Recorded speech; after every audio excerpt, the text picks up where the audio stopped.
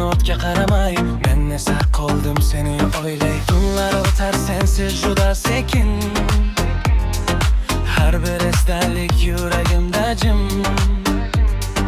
Senga aytolmagan gaplarim bor, lekin endi kech barisi bekor. So'zlarim yetmaydi aytishga,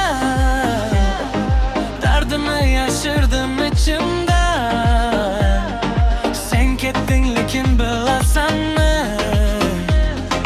men seni sevaman hanuzda.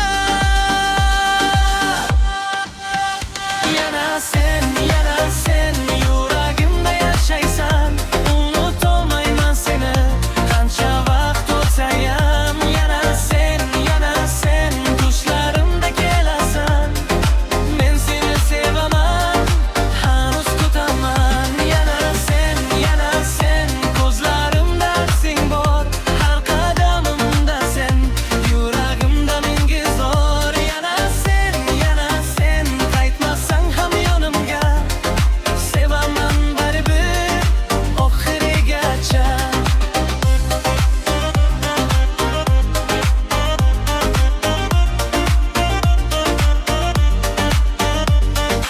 Ko'chalarda yurib seni izladim, har bir yuzda seni ko'rganday bo'ldim. Sen esa uzoqda, boshqa dunyoda, men esa qolganman eski xotira. Bir kun kelib balki unutarman, lekin bugun seni sog'inarman.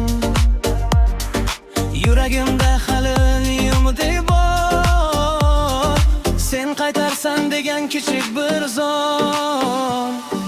Ko'zlarim aytadi yashira olmay, sog'inch yuragimni qo'yadi yondirib. Sen bilmasang ham, his qilmasam ham, men seni sevaman baribir.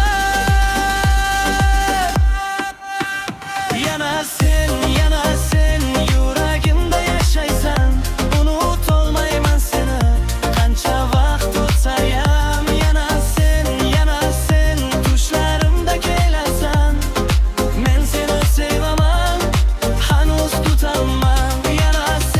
Yana sen ko'zlarimda aksing bor, har qadamimda sen, yuragimda menga zor. Yana sen qaytmasang ham yonimga, sevaman baribir oxirigacha.